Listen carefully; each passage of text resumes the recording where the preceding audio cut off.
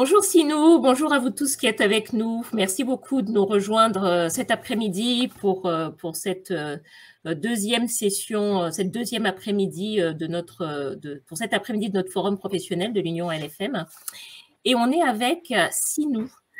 Sinou David, qui est un de nos plus anciens membres, un des membres fondateurs de l'Union LFM, et qui est aussi un ancien du lycée français de Pondichéry en Inde, qui a un parcours absolument brillant, qui est ancien élève de l'École normale supérieure de Paris et aussi de l'Université Paris Diderot, qui a fait des études universitaires et qui aujourd'hui qui a obtenu une habilitation à diriger des recherches et qui aujourd'hui travaille au CNRS. Voilà, et qui est spécialisé en géométrie diophantienne. Alors, sinon, tu vas nous expliquer tout ça. Mais ce qu'on a voulu voir avec toi, parce qu'on a beaucoup de scientifiques dans l'association, beaucoup de scientifiques, beaucoup de personnes qui sont allées, enfin, des ingénieurs, bien sûr, mais aussi des scientifiques comme toi. Et comme toi, tu es un spécialiste des mathématiques, notamment. On souhaitait discuter un petit peu avec toi pour voir quel est ton parcours, à la fois comme ancien élève et aussi ton parcours professionnel, et puis peut-être avoir un retour d'expérience de ta part. Je te laisse peut-être la parole, Sinou, et puis ensuite on va interagir avec tous ceux qui nous écoutent. Merci beaucoup Dominique, c'est très gentil à toi. Oui, alors donc je vais essayer de résumer tout ça. Donc effectivement, j'ai été ancien élève du réseau. À l'époque, c'était d'ailleurs même pas le réseau, hein, parce que l'agence n'existait pas quand j'étais élève. Donc je suis né, j'ai grandi à Pondichéry en Inde, et j'ai été scolarisé depuis en fait la maternelle même au lycée français de Pondichéry, qui était à l'époque le plus grand lycée d'Asie et sans doute l'un des plus anciens du monde, qui doit normalement fêter son bicentenaire d'ici 5 ans ou 4 ans. Donc j'ai passé toute ma scolarité jusqu'à la terminale, j'ai passé un bac scientifique là-bas. Et c'est là que j'ai été, en fait, c'est à la fin de la scolarité que j'ai été un peu confronté à des collègues camarades des autres établissements, puisque j'ai été présenté au concours général. Donc j'ai eu un accessite là-bas, et immédiatement après, on m'a choisi pour participer aux Olympiades de mathématiques. Alors, les Olympiades de mathématiques, qu'est-ce que c'est? C'est une compétition internationale où des lycéens du monde entier sont présentés par pays. Donc, chaque pays est présenté à l'époque, c'était 8 élèves de terminale. Et il se trouve que, de manière assez amusante, j'ai retrouvé dans les délégations d'autres pays une amie qui était du lycée de Bogota, l'autre qui venait du lycée de Montréal, qui était pour l'équipe canadienne, un jeune luxembourgeois, et ainsi de suite. Donc après, fort de ces amitiés qu'on a faites, j'ai commencé ensuite mes classes préparatoires au lycée Louis-le-Grand à Paris. Et donc j'ai passé 2 ans, donc pas mal d'amis qui venaient en fait un peu du monde entier. C'est une classe extrêmement internationale. J'étais interne, donc je partageais une chambre avec un camarade qui venait du Sénégal, j'avais un autre camarade libanais, ainsi de suite, syrien. À l'époque, les concours d'entrée aux écoles n'étaient pas communs. C'est-à-dire qu'en fait, il fallait déjà choisir les écoles pour présenter, puisque les concours se passaient à peu près en même temps, tous au mois de mai. On pouvait choisir que quelques écoles. Donc, j'ai choisi de présenter les écoles normales supérieures de Saint-Cloud et l'école polytechnique. Donc, et après, j'ai eu la chance de pouvoir choisir. Donc, j'ai choisi l'ENS. Et j'ai immédiatement commencé ensuite mes études supérieures, donc d'abord une licence et une maîtrise la première année, puis j'ai préparé l'agrégation. C'était intéressant de préparer l'agrégation, pas tellement dans le but de devenir enseignant du secondaire, c'était pas mon intention, mais ça permettait d'avoir une vision globale de l'ensemble des choses avant de commencer la recherche, de pouvoir comprendre un peu, parce que les mathématiques, vues de loin, ça paraît être un tout petit monde, et d'ailleurs ça l'est, mais en fait, c'est tellement spécialisé qu'on a même du mal à se comprendre à l'intérieur même de la même sous-spécialité. Il y a beaucoup de... Il faut passer beaucoup de temps pour s'investir sur... Et j'ai démarré après ma thèse de doctorat. Donc, comme tu l'as dit, en géométrie diophantienne. Je vais, Tu vas nous expliquer ensuite ce que c'est, hein. Je te laisse finir, mais tu vas nous dire. Voilà, je sais bien que j'y échapperai pas. Et ensuite, après ce doctorat, j'ai été recruté à l'université. J'ai devenu d'abord maître de conférence, puis professeur. Voilà. Et donc, du coup, c'est un laboratoire qui est partagé avec le CNRS et les deux grandes universités. Donc, maintenant, ça s'appelle Sorbonne Université, Université de Paris, et le CNRS. Donc, c'est un laboratoire commun. C'est d'ailleurs le plus grand laboratoire de mathématiques du monde qui se trouve en France. J'ai eu d'ailleurs la chance de le diriger pendant 5 années. C'est une expérience très enrichissante. Et ensuite, j'ai été aussi, pendant quelques années, directeur du CNRS. Donc, c'est-à-dire qu'on pilotait l'ensemble des laboratoires et surtout les collaborations internationales. Donc, ça a été aussi une expérience très riche parce que j'ai eu comme ça la chance de pouvoir monter des laboratoires communs franco-mexicains, franco-canadiens, franco-britanniques et ainsi de suite. On en a monté plusieurs, dont 2 en Inde, qui marchent très très bien. Et maintenant, après ce mandat, donc je suis revenu à consacrer plus pleinement à mes travaux de recherche. Et voilà, c'est une passion qui m'a jamais quitté. Voilà, donc j'en suis content. Voilà, c'est en quelques mots de parcours.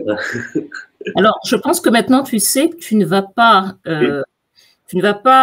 pouvoir éviter de nous expliquer ce que c'est que la géométrie diophantienne. Mais je sais bien, je vais essayer de le faire.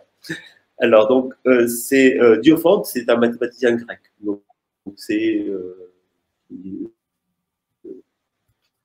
début de l'ère, qui a à peu près 2000 ans, et c'est un des premiers qui a posé des questions de manière un peu abstraite. Donc, c'est résolution d'équations. Donc, on peut penser, par exemple, à dire x carré plus y carré égale z carré.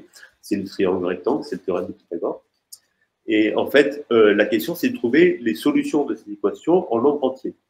Donc, ça peut paraître... et en fait, ça devient très, très vite très compliqué. Alors, donc, après, donc on a mis des siècles à réussir à résoudre ces choses-là. Et Pierre de Fermat a été, il y a 3 siècles, un des précurseurs. Il a proposé, par exemple, l'équation de Fermat, donc, qui est la généralisation x au cube, plus y au cube égale z au cube, et ainsi de suite, pour monter les puissances. Et mais sérieusement, donc, on pensait qu'il y avait, Fermat a proposé qu'il n'existait aucune solution. Ça a mis plus de 2 siècles à être résolu. Ça a été résolu il y a moins de 25 ans. Et alors, donc, qu'est-ce qu'on fait? Alors, pourquoi géométrique? C'est-à-dire, donc, c'est des équations, c'est des nombres. Et avec des nombres, on ne peut pas faire grand-chose, parce qu'à part l'addition et une multiplication, on ne sait rien faire. Et donc, on n'a pas d'outils pour pouvoir faire un peu d'analyse ou de géométrie. Alors, donc, l'idée, c'est de considérer le graphe de ces choses-là comme des courbes et d'essayer de mettre des lois d'addition dessus, de manière à ce qu'on puisse additionner les solutions entre elles, de façon à ce qu'on puisse parler de partir d'une solution et trouver une plus petite. Et c'est Fermat qui a inauguré cette chose-là, ça s'appelle la descente de Fermat. On part d'une solution, on en fabrique une un peu plus petite, et ainsi de suite, et à la fin, on montre qu'il n'y en a aucune, parce que on arrive à une absurdité. Et maintenant, le sujet se développe beaucoup.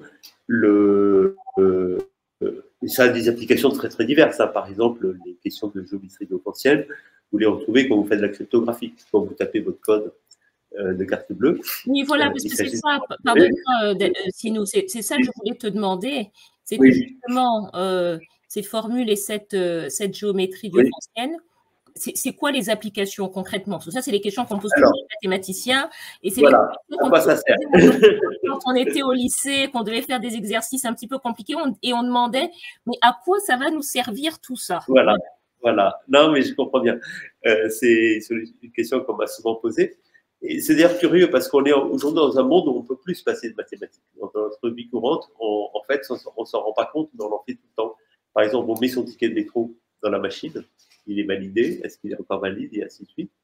Donc, pour simplifier, donc, je parle de la cryptographie. Les codes secrets, il faut sécuriser nos transactions bancaires, nos communications, nos données, et il faut pouvoir avoir des méthodes simples pour coder et décoder de manière sécure. Alors, pour faire ça, l'idée, c'est l'idée de l'annuaire inversé. C'est-à-dire que si vous avez le nom de quelqu'un, vous ouvrez l'annuaire, vous trouvez son numéro de téléphone. Vous voulez faire l'opération inverse, on vous donne juste le numéro, ça devient difficile de trouver le nom, sauf si on dispose d'un annuaire dit inversé. Donc l'idée, c'est de chercher des choses où une opération, par exemple la multiplication est facile, mais trouver l'inverse, c'est très compliqué. Donc si par exemple, je vous donne un nombre de 120 chiffres, et je vous dis c'est le produit de nombre de ce 100 chiffres, bonjour les dégâts pour trouver lesquels c'est. Alors si je vous donne le nombre de ce 100 chiffres, vous avez un ordinateur, même très simple, vous allez pouvoir me donner en quelques dixièmes de seconde le produit. Alors donc, la géométrie différentielle, c'est un outil idéal parce qu'on a ces données très abstraites, où on sait faire des additions, mais on ne sait pas retrouver dans le sens inverse. Donc la cryptographie, typiquement, vient de la théorie des nombres. Je prends un autre exemple, donc toujours un peu dans mon sujet, c'est les codes correcteurs d'erreur. Donc là, on n'a pas bien entendu. Un autre exemple, c'est les codes correcteurs d'erreur. Bon, justement, on est en train de discuter là, et il y a de la friture sur la ligne, donc tu m'entends pas bien. D'accord? Alors donc, ce qu'il y a, c'est ce que fait l'ordinateur en ce moment, c'est qu'il prend l'information de 3 ou 4 fois, et il dit, bon voilà, on a un peu de friture sur la ligne, on va essayer de la reconstituer. Et comment on fait pour ne pas utiliser trop de bande passante? Donc tu donnes un peu d'informations et tu en donnes un tout petit peu en redondance. Et dès que tu as un peu de redondance, s'il y a quelque chose qui s'est perdu au milieu, tu arrives à refabriquer. Là encore avec des opérations algébriques, parce que tu cherches le point le plus proche sur une courbe. Et avec ça, tu retrouves l'information. Donc, on est encore avec l'image. Donc là, c'est plutôt des analystes. Il faut traiter l'image parce que c'est une image qui est compliquée, c'est très lourd. Hein.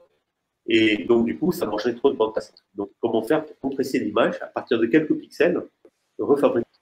Là, il y a des techniques, ce qu'on appelle le transformé de Fourier, ce genre de choses, et qui permettent de prendre quelques éléments caractéristiques et après de tout reconstituer. Tu fais ça, tu prends l'imagerie médicale, c'est la même chose. Donc, il y a un exemple qui est d'ailleurs assez spectaculaire, qui a moins de 15 ans. Donc, traditionnellement, il fallait rester immobile, bien ficelé, avec une sorte de camisole de force, parce qu'il fallait rester une dizaine de minutes sans bouger pour pouvoir prendre l'image. Alors, évidemment, c'était quasiment impossible de faire tenir un enfant immobile assez longtemps pour pouvoir le scanner. Alors, ce qu'ont fait les mathématiciens, c'est de trouver des systèmes de traitement d'image qui permettent de faire en quelques minutes le même travail avec une meilleure résolution. Donc là encore, c'est des mathématiques. Alors, donc on pourrait multiplier les exemples. Hein. Donc, le ticket de métro, c'est pareil, c'est vérifier s'il est valide. Il s'agit de coder un certain nombre de choses et de décoder la tarif. Donc voilà, donc dans la vie d'aujourd'hui, on est en permanence confronté à des questions mathématiques pas simples. Alors, c'est intéressant ce que tu dis parce que c'est vrai que jusqu'ici, on a toujours pensé que les mathématiques, c'était essentiellement pour les financiers, pour ceux qui construisaient des ponts, des routes éventuellement. Est-ce que tu dirais que, et c'est finalement ce que tu viens de nous dire un petit peu, mais c'est que dans le monde d'aujourd'hui, toutes les applications, tout ce qu'on utilise finalement, que notre quotidien est truffé de mathématiques. Est-ce que tu penses que ça va se développer encore ou on est en train d'atteindre peut-être une sorte de limite des domaines dans lesquels les mathématiques peuvent nous aider et peuvent être dans notre vie? Ou alors on est peut-être simplement à l'aube d'un bouleversement de nos vies et de notre relation aux mathématiques?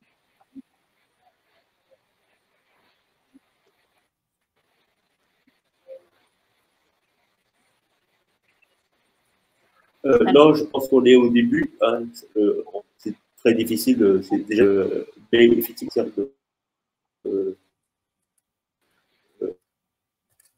alors la ligne n'est pas très des données qu'on produit en permanence sur notre vie quotidienne.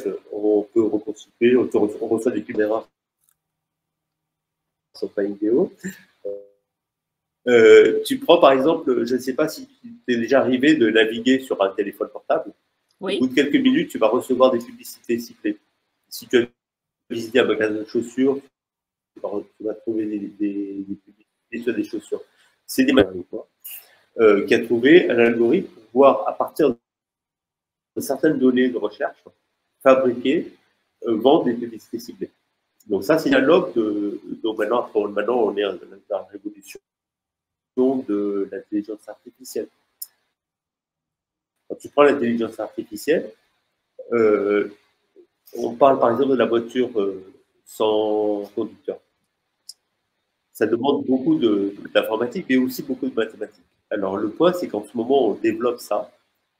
on voit que ça marche, concrètement, on voit que ça marche, mais personne ne sait pourquoi ça marche. Et pire encore, personne n'est capable de dire dans quel cas ça ne marchera pas. Donc, c'est ça qui fait un peu peur. C'est-à-dire que j'hésiterais, moi, personnellement, à monter en un avion sans pilote si on me dit oui. Et donc, du coup, là, il y a des problèmes théoriques, mathématiques très, très fondamentaux qui se posent. C'est est-ce qu'on est capable de comprendre si on confie quelque chose à la machine, dans quelle situation il faudra reprendre là-bas. Et on le voit très bien avec la crise financière de 2008, où il y a eu beaucoup de mathématiques qui ont été mises dans les algorithmes financiers, et où, en fait, les banquiers n'avaient pas très bien compris qu'ils sortaient des domaines d'application. Il fallait qu'ils arrêtent. Donc, on a encore des recherches à faire sur ce genre de choses, quand on veut les appliquer massivement. Ça, c'est pas trop ma spécialité, mais effectivement, il y a des questions qui se posent fondamentales. Toi qui évolues dans ce secteur et qui je prends un autre exemple. Je t'en prie, vas-y. Oui. Oui. Dis-moi. Non, vas-y, je t'en prie. Non, je voulais prendre un autre exemple issu de la médecine. Oui. Tu vois, je prends un autre exemple issu de la médecine. Donc, tu prends un solide, par exemple un caillou, et tu le soumets à diverses forces. Donc, il va se mettre à tourner, par exemple, s'il est en orbite autour de la planète, ou il va tomber parce que vers le sol. Et donc, c'est les forces de la mécanique des choses, on se dit, c'est très connu. Tu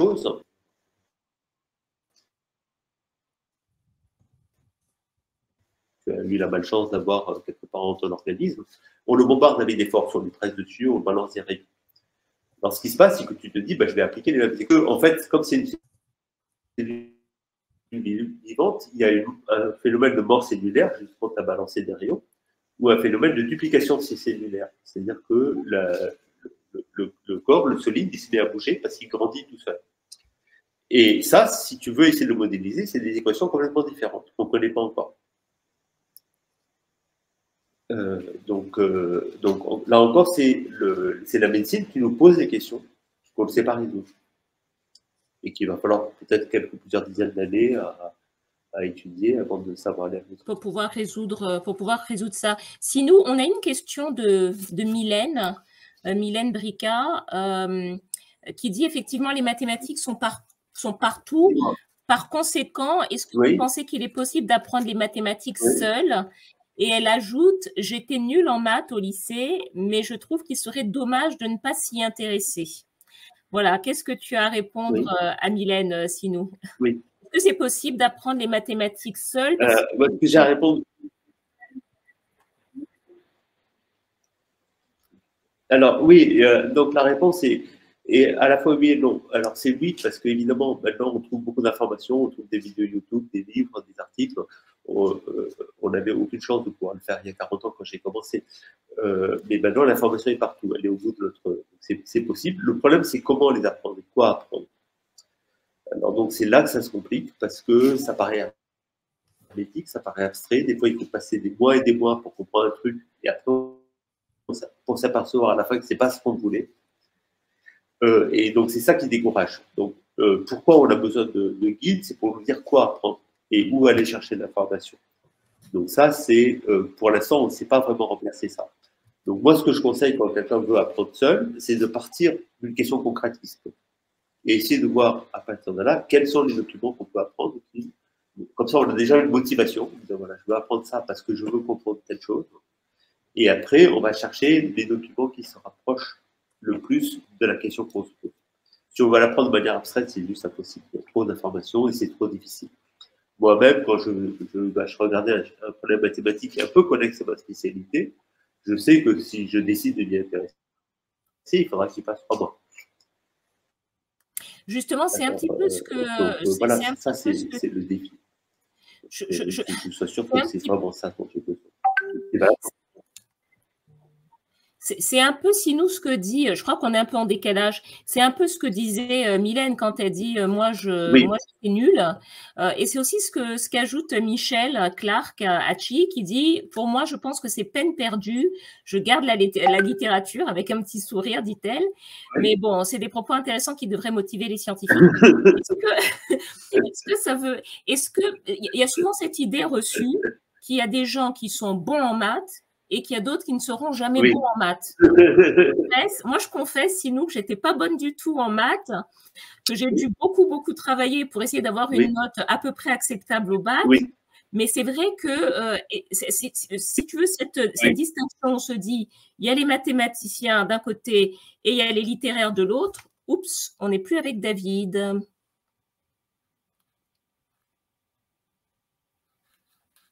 Alors, Jennifer, est-ce que tu m'entends? Je demande à Jennifer de nous venir en aide, qui est à la régie. On a perdu David. On va pouvoir le récupérer.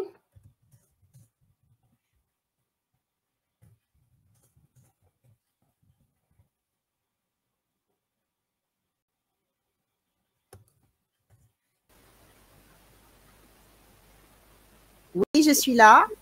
Ah, si vous revient. Oui, voilà. Ah, c'est bon. OK. Super. Merci, Jennifer. Bon. Vous devez avoir sûrement un problème de connexion. Je t'en prie. Oui, voilà. Sinon, je disais, souvent, on pense qu'il y a d'un côté ceux qui sont bons en maths et ceux qui sont mauvais. Est-ce que c'est vrai? Est-ce qu'il y a des gens qui sont naturellement bons et d'autres mauvais qui n'y arriveront jamais, ou on a toujours moyen de pouvoir, où on a toujours moyen de pouvoir devenir bon en mathématiques? Est-ce que c'est à la portée de tout le monde, en clair? Oui, alors donc, je pense qu'effectivement, il y a des gens qui ont des facilités et que je pense que c'est aussi un sujet de recherche, on ne comprend pas très bien pourquoi. Maintenant, c'est pas parce qu'on n'en a pas que c'est pas possible. Je connais y compris des chercheurs qui n'ont pas été très bons étudiants, qui après ils s'y intéressaient, ils mettaient plus de temps, ils sont un tout petit peu moins rapides, mais le fait d'être moins rapide a un avantage, c'est que ça permet d'aller plus profondément. Quand vous allez trop vite, vous pensez avoir compris un truc, et un peu moins rapide, parfois font des choses plus profondes. Parce qu'ils mettent plus de temps à réfléchir et ils mettent plus de temps à essayer de comprendre. Alors après, il y a le fait que on a un souci. Ah, maintenant, on a perdu 2 minutes. Non, moi, je suis toujours là. Je pense qu'on a un petit problème de réseau et de connexion, mais je t'entends très bien, sinon. Je ne sais pas si elle m'entend toujours. Oui, je t'entends. Essayez de continuer. Connexion perdue avec 2 minutes. Qu'est-ce qu'on dit? Ça y est, tu es revenu. Oui, alors ce que je dis, c'est que là, il y a un problème qui est lié à notre enseignement. C'est-à-dire que dans un enseignement, on a du temps, un temps qui est court, et on a des échéances qui sont par exemple des examens. Et à ce moment-là, on a tendance à faire du bachotage. Donc, du coup, ça devient ennuyeux. On se retrouve bloqué parce qu'on a un certain nombre de choses un peu mécaniques dont on ne voit pas vraiment l'intérêt, qu'il faut apprendre vite. Et après, il y a une forme de dégoût qui s'installe. Moi, donc, je pense qu'il y a ce phénomène-là, il vient, je pense, en grande partie du fait qu'il y a un enseignement qui avance et que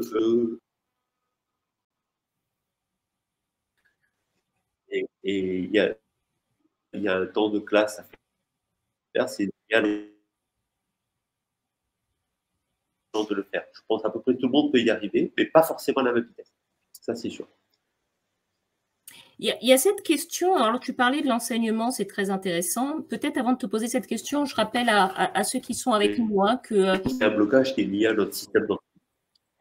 Voilà, alors j'ai une petite question sur le sujet, parce qu'on parle beaucoup des méthodes de Singapour, mais on va y revenir. Juste le temps que de dire à nos spectateurs qu'ils peuvent poser des questions en allant dans le chat, en allant dans les Q&A, questions-réponses, ou alors en levant la main en cliquant sur Manage, parce que s'ils lèvent la main, on peut les faire apparaître et donc ils peuvent te poser la question directement et c'est plus sympathique. Donc pour ceux qui ne sont pas timides, n'hésite pas à lever la main, on pourra les faire apparaître. Tu parlais d'enseignement à juste titre. Oui. On a beaucoup entendu parler de la méthode de Singapour, dont on dit que c'est une des méthodes pour l'apprentissage des mathématiques qui est la plus performante au monde. En gros, qu'est-ce qu'il y a comme distinction entre notre façon, quand je dis notre façon, je veux dire la façon française d'apprendre les mathématiques et la façon anglo-saxonne ou celle en particulier de Singapour? Peut-être concentrons-nous sur Singapour.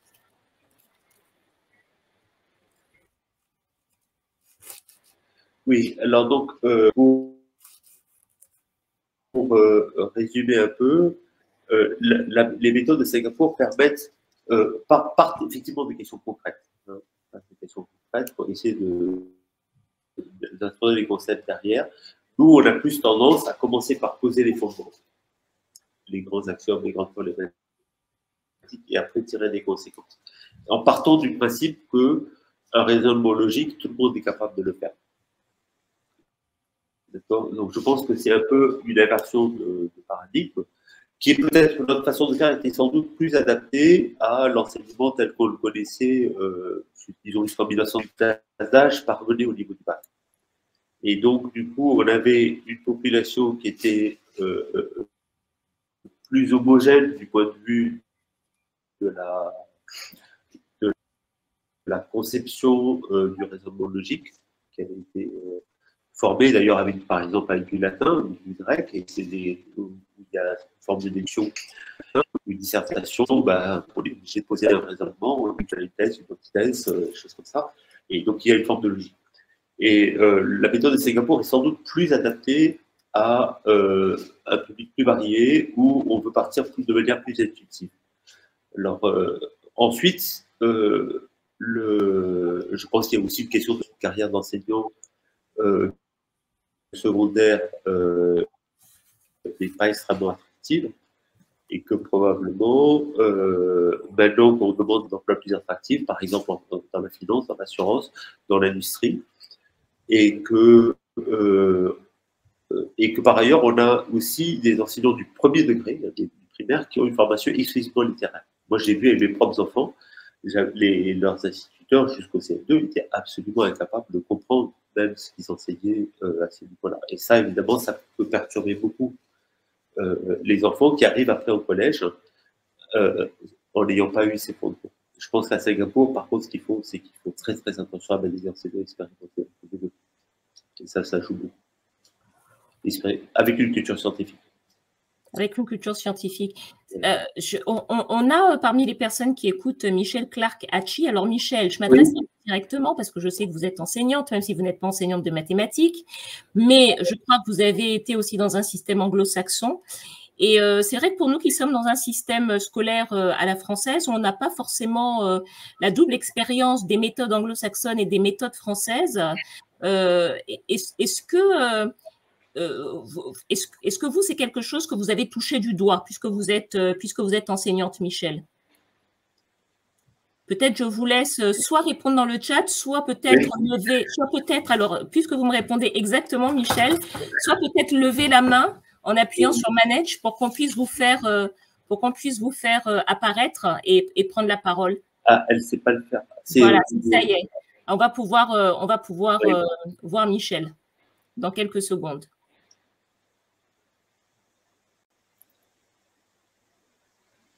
Ah, voilà. Bonjour Michel. Donc, bonjour, je suis anglophone en fait, née à Londres. Ok.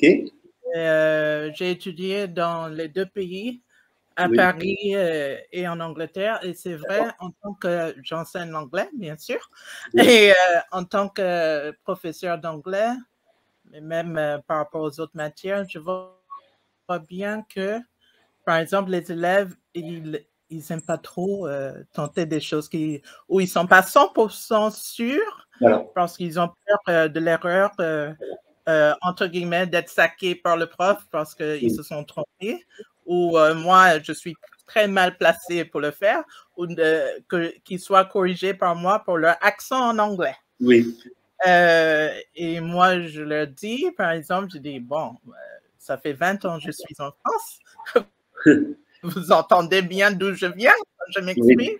Mais normalement, je pense que vous me compreniez et que je ne fais pas trop de fautes, je l'espère. Ils disent oui. Et donc, ça, c'est un vrai challenge.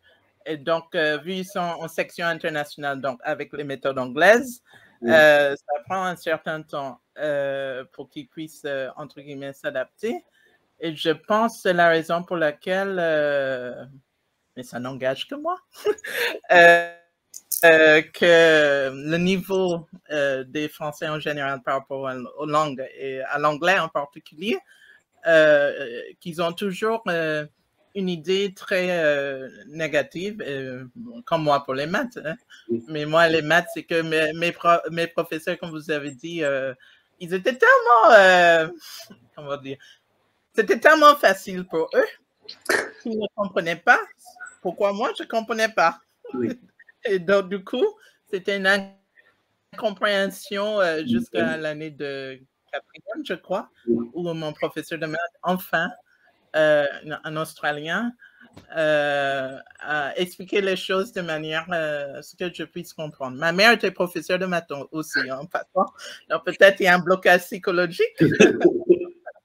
Mais mon père était prof d'anglais. Oui. Donc, je pense vraiment, et avec les réformes actuelles, non seulement par rapport au lycée français, mais en général, par rapport à l'éducation nationale, je trouve qu'ils essaient de se rapprocher, entre guillemets, des méthodes anglaises, mais vu que culturellement et par expérience, par rapport à ce que je vis en section internationale, avec principalement des francophones, et donc des parents francophones, que peut-être il faudrait plus d'explications et d'adaptation au niveau culturel avant que ça passe vraiment dans les mœurs. Mais je pense dans tous les cas, on n'aura pas le choix. Par contre, par rapport au COVID, ce qui a transformé les choses pour moi et peut-être aussi pour d'autres collègues dans d'autres matières, c'était oui, la possibilité d'accéder à des ressources qui n'étaient pas disponibles avant. Et donc là, maintenant, je peux converser avec mes collègues en Angleterre, aux États-Unis, etc. On n'a pas besoin de faire beaucoup de dépenses en voyage scolaire, etc. Et donc, je pense par rapport aux maths aussi, bon, je garde l'espoir qu'un jour, je vais comprendre. Mon fils, il n'y a aucun problème, donc peut-être un jour, il va m'expliquer. Mais je pense que c'est surtout comme pour moi. Je pense que c'était un blocage en collège. Et depuis ça, je n'ai jamais pu en défaire, même si j'ai un MBA spécialisation finance. Voilà. Et je vous remercie. Merci. C'est la preuve quand même qu'on peut faire de la finance. Enfin, moi, personnellement, ça me rassure un peu, quoi. C'est quand même la preuve qu'on peut faire de la finance, même si on se considère pas très bon en mathématiques. Sinon, tu comprends un petit peu ce que dit Michel, là, le système anglo et le système français. C'est quelque chose. Toi, tu as toujours été en système français, ou il me semble qu'après, tu es allé un petit peu aussi en système anglophone. Alors, oui, alors moi, en tant qu'élève, j'ai toujours été dans le système français. J'étais dans un lycée français, puis après, j'ai étudié à Paris. Alors, j'ai rencontré des scientifiques d'autres pays qu'une fois que j'étais déjà professionnel français. Alors maintenant, par contre, je peux partager avec cette expérience, c'est qu'effectivement, quand j'étais, je parle maintenant cette fois-ci d'anglais, puis des mathématiques, quand j'étais élève au lycée du Mans, j'étais pas mauvais en anglais, je venais d'un pays où on était quand même un peu anglophone. J'avais plutôt des bonnes notes, mais pas excellentes. C'est-à-dire que j'étais systématiquement très très en dessous de beaucoup de camarades parce que la façon dont c'était enseigné, d'abord, il y avait un blocage, c'est-à-dire que si on n'avait pas la bonne réponse, en France, on a un peu tendance à pas oser lever la main, à pas oser se lancer. Donc, il y a une sorte d'autocensure qui ajoute le blocage. Et un formalisme très écrit. C'est-à-dire que j'avais des camarades qui étaient capables de citer Shakespeare dans le texte, de faire des grands textes très sophistiqués que moi, j'aurais été bien incapable de faire. Par contre, on s'est retrouvés à passer un week-end à Londres. Aucun de ceux-là n'était capable de demander leur chemin ou de commander un café au pub. Et en fait, c'était moi qui étais leur interprète. Parce que moi, j'avais pas peur de me lancer. Et après tout, faire une erreur n'était pas grave. C'est comme ça qu'on progresse. Donc ça, il y a cette forme de blocage qui fait partie du... Mais qui n'est pas unique à nous. Hein. Je veux dire, quand là, il y a 6 mois, j'ai fait un enseignement de spécialité à des étudiants chinois. Et c'est bien pire que nous. Ils n'osent pas ouvrir la bouche. Donc c'est pas uniquement une spécificité française. Il faut voir qu'il y a des variantes et que suivant les pays, il y a des points de blocage qui existent, qui sont liés à la culture, au rapport à l'autorité, et ainsi de suite. Aujourd'hui, les plus brillants en mathématiques, les nations les plus brillantes en mathématiques, c'est lesquelles? Oui. Alors, c'est très... bon, si on regarde la recherche, probablement la France est encore en tête. On est, si vous regardez le nombre de médailles fixes qu'on a en France, c'est-à-dire l'équivalent du prix Nobel, il y en a une douzaine, il y en a 13 pour les États-Unis, et sachant que le pays est 5 ou 6 fois plus nombreux, ça donne, et derrière, vous avez moitié moins pour les autres pays. Maintenant, si on considère la formation du niveau secondaire, comme tu l'as pointé, je veux dire, il y a Singapour, il y a Shanghai, même au sein de l'Europe, la Finlande est bien au-dessus de nous, et on est probablement plutôt en queue de peloton. Donc, si on regarde la formation scientifique moyenne en mathématiques, en fin de secondaire, la France n'est pas super bien placée. Il y a un paradoxe, c'est qu'au niveau de la science et de la recherche, la petite minorité qui finit par le faire continue à être au plan international. Voilà. Alors, maintenant, je vois une question sur le chat. À quel point c'est difficile de rentrer au CNRS? Alors, c'est très très difficile. Hein. Il y a moins de 20 postes par an, de l'ordre de la dizaine en fait par an en mathématiques. Il faut avoir fait une thèse extrêmement brillante, être jeune et être dans une thématique où il y a un laboratoire qui cherche à recruter. Donc il faut avoir la chance, avoir réussi jeune et avoir des résultats qui sont... Donc c'est compétitif. Actuellement, la recherche, c'est vraiment... Bon, c'est comme du sport de haut niveau. Hein. Il y a beaucoup de gens qui essayent, peu de gens qui arrivent à s'y faire une place. Et de regarder le marché de l'emploi comme un marché mondial. C'est-à-dire qu'en fait, le but, c'est de faire de la science. Quelque part, peu importe qu'on le fasse en Australie, en Corée ou en France. Et à ce moment-là, c'est pas si difficile que ça. Il y a moins de 10% des jeunes qui doivent CNRS ou même à l'université. En termes de recherche, David, les organismes où finalement, alors à part le CNRS pour la France, mais les organismes où on peut vraiment être dans le top mondial de la recherche en mathématiques, c'est quoi? Alors donc, en mathématiques, on parle du CNRS beaucoup, parce que effectivement, le CNRS a cette image de recherche, c'est un organisme qui fait de la recherche. Mais en fait, moins de 10% des mathématiques françaises sont faites au CNRS. 90% sont des universitaires, professeurs d'université.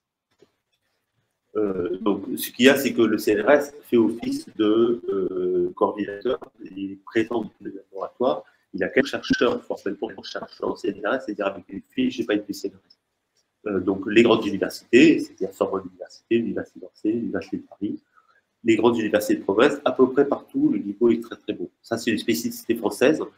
Vous allez à Clermont-Ferrand, à Caen ou à Paris, il n'y a pas tellement de différence au niveau les gens sont très forts.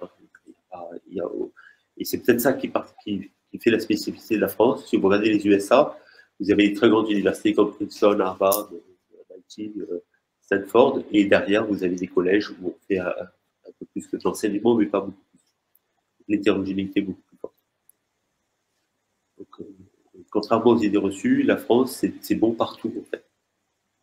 Mais il y a quand même ce paradoxe, Sinou, parce que tout à l'heure, tu disais que et d'ailleurs, toutes les études le montrent, hein, que le niveau en mathématiques baisse. Et pourtant, on est encore extrêmement bien classé pour ce qui est des médailles Fields de mathématiques, donc le prix Nobel de mathématiques. Hein. En fait, comment on explique ce paradoxe-là? Comment, d'un côté, les petits Français, la plupart, en tout cas ceux qui sortent des lycées, des établissements français, sont loin derrière les Chinois, les Singapouriens et beaucoup d'autres nations, et que quand même, quand il s'agit de faire de la recherche et d'obtenir des médailles Fields, on retrouve quand même encore des Français. À quoi c'est dû? Alors, je pense qu'il y a une forme de schizophrénie dans le système de formation, c'est-à-dire qu'on a un discours très égalitariste et qui nous conduit justement pour favoriser l'égalité des chances à baisser le niveau d'exigence, qui en fait, à mon avis, a des résultats négatifs. Parce que plus vous baissez le niveau d'exigence, plus vous défavorisez les élèves qui viennent de milieux défavorisés en banlieue, parce que dans les bons lycées, on fera toujours plus que le programme, donc vous augmentez l'hétérogénéité, et que derrière, quelque part, à la fin, l'éducation française reste une machine à sélectionner une soi-disant élite, une minorité à laquelle, et que donc pour là, les filières existent. Et que donc, dès que vous êtes, si vous avez survécu, quelque part, si vous voulez, puisqu'on cherche quelques dizaines de personnes, sur plusieurs centaines de milliers de chaque génération, il suffit qu'il y en ait quelques-uns qui survivent et qui soient encore motivés, et après ceux-là seront formés correctement. Donc il y a une forme de gâchis, je dirais, et peut-être une forme de déni, puisqu'on a un discours égalitariste, mais en réalité, ça n'est pas. Plus vous baissez le niveau d'exigence, plus vous êtes inégalitaire. En fait, en matière d'éducation, quoi qu'on en dise, dans le système français, il y a les établissements, c'est un peu comme dans le foot, quoi. Il y a la première division, la deuxième division, et puis les équipes de nationales, en réalité. C'est ça que je veux dire, Valérie. C'est un peu ça. Et je dirais que plus on cherche à baisser le niveau d'exigence dans les programmes, plus on va renforcer ces divisions qui, à mon avis, étaient moins fortes il y a 40 ans. Il y a 40 ans, le bac français était compliqué, le programme était dur, et donc ça forçait les élèves de à peu près tous les milieux à faire des choses un peu plus compliquées, et ça empêchait les établissements d'élite à faire plus. Parce que simplement, le programme, on avait déjà du mal à le finir, et ils ne pouvaient pas faire plus que le programme. Alors maintenant, vous faites des programmes qui sont moins riches, les établissements d'élite peuvent enseigner plus que le programme.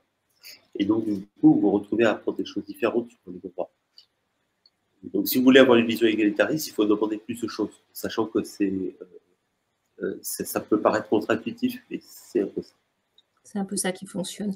Alors, il nous reste encore 10 petites minutes, 9 petites minutes exactement, avant qu'on laisse la place pour l'atelier suivant. Je ne sais pas s'il y a des questions, Michel, Gabriele ou d'autres qui sont là, ou peut-être si tu veux nous dire quelque chose en particulier, à la fois sur ton parcours ou sur ton parcours personnel ou professionnel, d'ailleurs. Oui, lorsque... je regarde ce que je dis, oui, non, je crois que c'est... non, ce que je voudrais dire, c'est qu'en fait, la recherche, c'est aussi quelque chose qui est... il y a une forme de compétition, mais c'est une forme de collaboration internationale. Et que je pense qu'une des raisons pour laquelle la France marche si bien, c'est qu'on sait travailler avec le monde entier. On a des laboratoires. On est le seul pays au monde à avoir des laboratoires partout.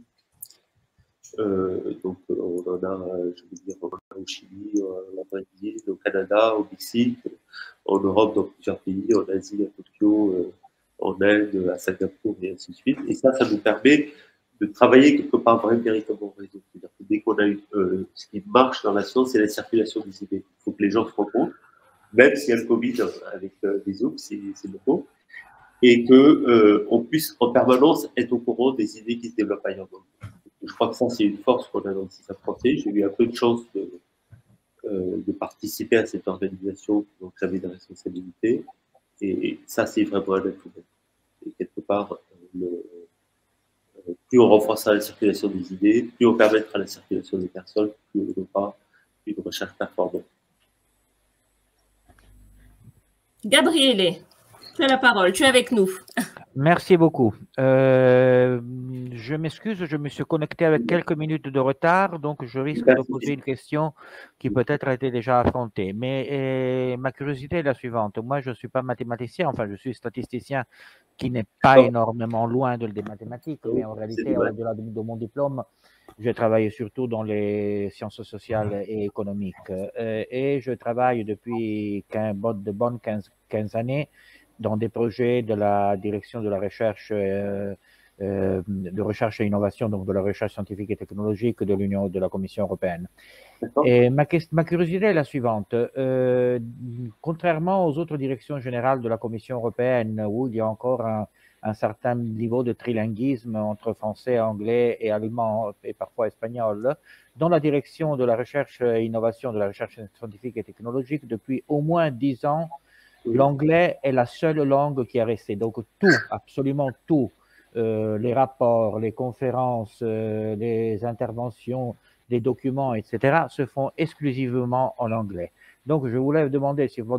Et telle est restée la situation même après la Brexit. Donc l'anglais est resté la seule langue de la recherche scientifique. Et je voudrais savoir votre expérience à ce niveau. Je crois que c'est un fait accompli, donc c'est comme ça et ça restera toujours, c'est toujours comme ça et ça sera toujours plus comme ça. Mais j'aimerais votre avis à ce propos.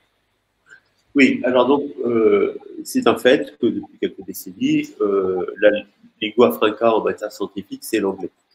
Alors c'est encore plus le cas dans les sciences de la vie, en biologie et autres, où quasiment plus personne ne publie dans une autre langue que l'anglais. C'est probablement, c'est pas dit que ça va rester comme ça pendant encore 50 ans. Si dans 50 ans, il faudra qu'on apprenne le mandarin.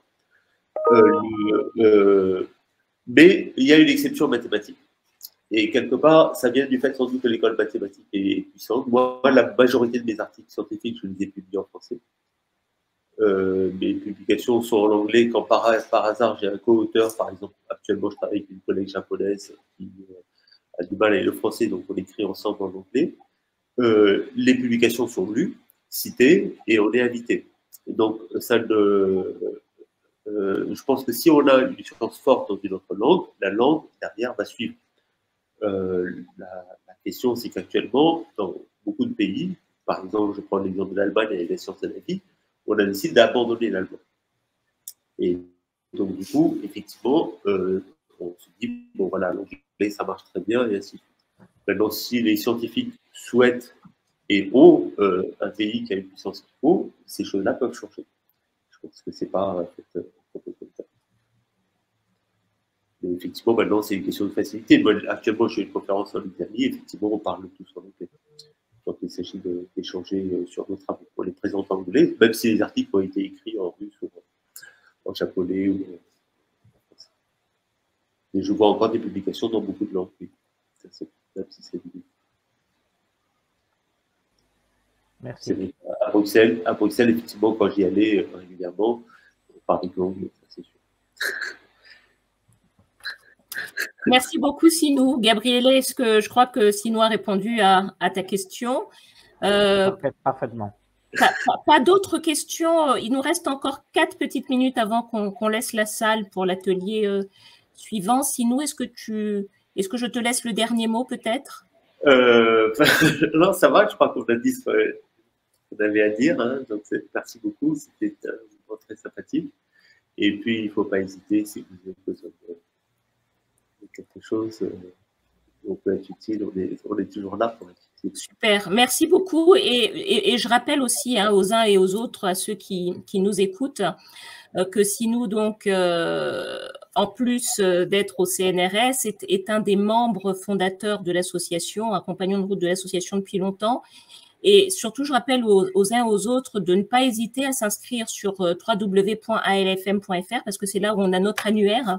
On a déjà plus de 8000 personnes, 8000 noms, donc 8000 personnes inscrites sur l'annuaire, et que ça nous permet aussi de faire vivre notre réseau, qui, comme je le dis, est plus qu'un réseau, est aussi une communauté. Et donc, c'est toujours sympa, c'est toujours intéressant quand, par exemple, on se dirige vers une voie ou une autre, ou qu'on a envie d'avoir des renseignements sur une voie ou une autre, d'appeler un ancien ou de contacter un ancien et de trouver son nom sur, voilà, de trouver son contact sur la plateforme, sur l'annuaire. Donc, n'hésitez pas. N'hésitez surtout pas, ce sera, voilà, si nous et tous les autres, ceux qui peuvent s'inscrire, n'hésitez pas à vous inscrire. Voilà.